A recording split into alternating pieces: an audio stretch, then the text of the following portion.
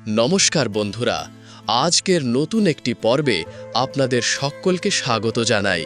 আমরা প্রত্যেকেই অবগত যে রথযাত্রা ও উল্টো রথের মধ্যবর্তী সময়ে যে শনি ও মঙ্গলবার পরে সেই 2 দিন বিপত্তারিণী ব্রত পালন করা হয়। এই বিশেষ ব্রত বিপদনাশিনী দেবী বিপত্তারিণীর উদ্দেশ্যে উৎসর্গীকৃত, যিনি ভক্তদের সমস্ত বিপদ ও বাধা দূর করে থাকেন।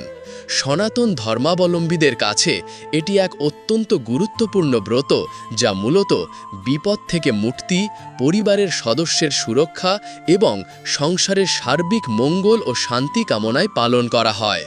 দেবীর কৃপায় ভক্তরা তাদের জীবনের বিভিন্ন সংকট থেকে উদ্ধার পান বলে বিশ্বাস করা হয়। তাই চলুন আজকের ভিডিওতে আমরা পুঙ্খানুপুঙ্খভাবে জেনে নেব 2025 সালে বিপত্তারিণী ব্রত কবে পড়েছে। আমরা পঞ্জিকা অনুসারে এর সঠিক সময়সূচি, এই ব্রত পালনে প্রয়োজনীয় প্রতিটি উপকরণ, বিপত্তারিণী পূজার বিস্তারিত নিয়মাবলী এবং তার শক্তিশালী মন্ত্র সম্পর্কে আলোচনা করব। এছাড়াও আপনারা যদি মন্দিরে পূজা দিতে যান তাহলে কি কি সামগ্রী নিয়ে যাবেন, বিপত্তারিণী ডুরি কিভাবে সঠিকভাবে বানাবেন এবং বিপত্তারিণী পূজার কিছু অবশ্য পালনীয় বিধিনিষেধ কি কি, অর্থাৎ কোন কাজগুলি এই পূজার পবিত্র দিনে করা উচিত নয় যাতে দেবী কোনোভাবেই রুষ্ট না হন, সে সম্পর্কেও আমরা বিশদে জানব। ব্রত পালনকারীরা কি আহার গ্রহণ করবেন বা কি খাবেন না, সে সমস্তটাই আজকের এই ভিডিওতে আমরা বিস্তারিতভাবে তুলে ধরব। তো চলুন বন্ধুরা, আর দেরি না করে এই শুভ ব্রত সম্পর্কে জানতে ভিডিওটি শুরু করা যাক। যদি আমার চ্যানেলে নতুন হয়ে থাকেন তবে অবশ্যই চ্যানেলটি সাবস্ক্রাইব করে নেবেন এবং এই ভিডিওতে একটি লাইক করে শেষ পর্যন্ত আমাদের সাথে থাকবেন। আশা করি ভিডিওটি আপনাদের সকলের জন্য খুবই হেল্পফুল হবে এবং বিপত্তারিণী পূজা সম্পর্কে আপনাদের সমস্ত প্রশ্নের উত্তর দিতে সক্ষম হবে। ভিডিওর মূল পর্বে প্রবেশ করার আগে মা বিপত্তারিণী দেবীর অশেষ কৃপা ও আশীর্বাদ পেতে কমেন্ট বক্সে আন্তরিকতার সাথে লিখুন, জয় মা বিপত্তারিণী দেবীর জয়। কাদের কাদের বাড়িতে প্রতি বছর বিপত্তারিণীর পূজা হয় অথবা কারা কারা মন্দিরে গিয়ে এই পবিত্র পূজা সম্পন্ন করেন, সেটি অবশ্যই কমেন্ট করে আমাদের জানাবেন। আপনাদের মতামত আমাদের জন্য অত্যন্ত মূল্যবান। আমাদের বাড়িতেও বিপত্তারিণীর পূজা হয়, মানে আমাদের পাশের বাড়িতে আমরা সেখানে ভক্তি সহকারে পূজা দিই এবং বিপত্তারিণী ডোর আমরা হাতে বেঁধে থাকি। দেবী দুর্গার 108 অবতারের মধ্যে অন্যতম এবং দেবী সংকট নাশিনীর এক অন্যতম শক্তিশালী রূপ হলেন মা বিপত্তারিণী। হিন্দু ধর্মাবলম্বীরা মূলত তাদের জীবনের নানাবিধ বিপদ ও বাধা থেকে উদ্ধার পাওয়ার জন্য এই দেবীর পূজা অত্যন্ত নিষ্ঠার সাথে করে থাকেন। বিশ্বাস করা হয় যে বিপত্তারিণীর পূজা করলে সমস্ত বিপদ কেটে যায় এবং পরিবারে সুখ শান্তি বিরাজ করে।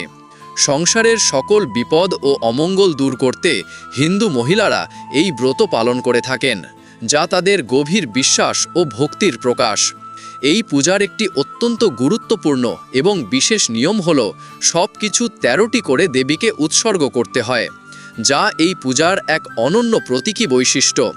এই 13 সংখ্যাটি দেবীর সঙ্গে এক বিশেষ বন্ধন এবং ভক্তের নিষ্ঠার প্রতীক হিসেবে বিবেচিত। এবার চলুন জেনে নেওয়া যাক প্রতি বছর যে 2টি শুভ দিনে বিপত্তারিণী পূজা পড়ে সেই 2টি দিন 2025 সালে কবে পড়েছে। এবছর বিপত্তারিণী ব্রত পালন করা হবে 28শে জুন, যা বাংলা পঞ্জিকা অনুসারে 13ই আষাঢ় শনিবার। এটি ব্রতের প্রথম দিন এবং দ্বিতীয় দিনটি পড়ছে 1 জুলাই, যা বাংলা পঞ্জিকা অনুসারে 16ই আষাঢ় মঙ্গলবার। যেহেতু রথযাত্রা এবং উল্টো রথের মধ্যবর্তী সময়ে এই বিশেষ দিনগুলি আসে, তাই এই সময়কালটি দেবী বিপত্তারিণীর আরাধনার জন্য অত্যন্ত পবিত্র ও ফলদায়ক বলে মনে করা হয়। যারা প্রথম দিনটি কোনো কারণে পালন করতে পারবেন না, তারা দ্বিতীয় দিন নিষ্ঠার সাথে পালন করতে পারেন, যা সমান ফলপ্রসূ বলে মনে করা হয়। আর অবশ্যই মনে রাখবেন, এই ব্রত পালন করলে আপনাদের তার আগের দিন যেমন সম্পূর্ণ নিরামিষ আহার গ্রহণ করতে হবে, তেমনি পূজার দিনেও নিরামিষ আহার গ্রহণ করা বাধ্যতামূলক। ব্রতের দিন অন্ন অর্থাৎ ভাত বা গমের তৈরি কোনো খাবার গ্রহণ করা সম্পূর্ণভাবে নিষিদ্ধ। এই ব্রত পালনে পূর্ণ নিষ্ঠা, সংযম এবং খাদ্যাভ্যাসে বিশেষ নিয়ম অত্যন্ত জরুরি, যা শরীর ও মনকে পূজার জন্য প্রস্তুত করে তোলে। কি কি খেতে হবে আমরা বিস্তারিতভাবে জানব ভিডিওতে। প্রথমেই জেনে নেওয়া যাক ব্রত পালনের জন্য কি কি পবিত্র উপকরণ প্রয়োজন। এই উপকরণগুলি পূজার পবিত্রতা ও শুভত্ব নিশ্চিত করার জন্য অত্যাবশ্যক। প্রথমত, একটি ঘট, যা জলের পূর্ণতা এবং জীবনের উৎস প্রতীক। এটি ঈশ্বরের উপস্থিতির প্রতীক হিসেবে পূজিত হয়। এরপর প্রয়োজন আম্রপল্লব, যা সমৃদ্ধি, উর্বরতা এবং শুভ শক্তির প্রতীক হিসেবে ব্যবহৃত হয়। শীষযুক্ত ডাব, যা সম্পূর্ণতা ও শুভতার ইঙ্গিত বহন করে এবং পূজায় বিশেষভাবে গুরুত্বপূর্ণ। একটি পবিত্র নৈবেদ্য, যা দেবীর কাছে আন্তরিক নিবেদনের জন্য তৈরি হয় এবং এতে বিভিন্ন ফল, মিষ্টি ইত্যাদি থাকে। এছাড়াও প্রয়োজন 13টি গিঁট দেওয়া লাল সুতো, যা বিপত্তারিণীর ডোর হিসেবে ব্যবহৃত হয় এবং এটি ভক্তের জন্য সুরক্ষা ও আশীর্বাদের প্রতীক। 13টি দূর্বা, বাঁধা, যা পবিত্রতা, দীর্ঘায়ু এবং নবজীবনের প্রতীক। 13 রকম ফুল, যা দেবীর চরণে অর্পিত হয় সৌভাগ্য ও শান্তির কামনায়। প্রতিটি ফুলই ভিন্ন ভিন্ন শক্তি বহন করে। 13 রকম ফল, যা প্রকৃতি থেকে প্রাপ্ত দেবীর নৈবেদ্য হিসেবে অর্পিত হয় এবং এটি ভক্তির এক সরল প্রকাশ। 13 গাছি লাল সুতো এবং 13টি পান ও 13টি সুপরি, যা পূজার সামগ্রীর অবিচ্ছেদ্য অংশ এবং শুভতার প্রতীক। আপনারা যারা মন্দিরে পূজা দিতে যাবেন তারা 13টি গিঁট দেওয়া লাল সুতো, তার সাথে দূর্বা বাঁধা থাকবে এরকম ডুরি তৈরি করে বাড়ি থেকে পবিত্রভাবে নিয়ে যাবেন। এই ডুরি হাতে পড়লে দেবী বিপদতারিণীর সুরক্ষা পাওয়া যায় বলে বিশ্বাস করা হয়। আর 13 রকম ফুল, 13 রকম ফল, 13 গাছি লাল সুতো, 13টি পান ও 13টি সুপুরি, এইগুলি সংগ্রহ করে আপনারা মন্দিরে গিয়ে পূজা দিতে পারবেন। আর যাদের বাড়িতেই দেবী বিপদতারিণীর পূজা অনুষ্ঠিত হবে তারা বাদবাকি ঘট, ডাব, নৈবেদ্য ইত্যাদি অন্যান্য প্রয়োজনীয় জিনিসগুলি যত্ন সহকারে জোগাড় করবেন, যাতে পূজার সমস্ত আয়োজন ত্রুটিমুক্তভাবে সম্পন্ন হয়। এবার জেনে নেওয়া যাক বিপদতারিণী পূজার বিস্তারিত নিয়ম কি কি রয়েছে। ব্রতের আগের দিন থেকেই নিরামিষ আহার গ্রহণ করে শরীর ও মনকে পূজার জন্য প্রস্তুত করতে হবে, যা আত্মশুদ্ধির একটি গুরুত্বপূর্ণ ধাপ। পূজার দিনে উপবাস করে পূর্ণ নিষ্ঠা এবং ভক্তি সহকারে সমস্ত উপকরণ দিয়ে মা বিপদতারিণীর পূজা করতে হবে। দেবীর সামনে বসে একাগ্র মনে মন্ত্র জপ এবং ধ্যান করা উচিত, যা মনকে শান্ত ও একাগ্র করে তোলে। পূজা সম্পন্ন হওয়ার পর 13টি লুচি এবং 13 রকমের ফল অত্যন্ত পবিত্র প্রসাদ হিসেবে বিপদতারিণী মাকে নিবেদন করা হয়। এই প্রসাদই পূজার পর উপবাস ভঙ্গের জন্য গ্রহণ করতে হয়, যা দেবীর আশীর্বাদ হিসেবে বিবেচিত। পূজা হয়ে গেলে ঠাকুরের পবিত্র পায়ে অর্পণ করা হয় 13টি গিঁট দেওয়া লাল সুতো, যা বিপদতারিণীর ডোর নামে পরিচিত এবং এটি দেবীর প্রত্যক্ষ আশীর্বাদের প্রতীক।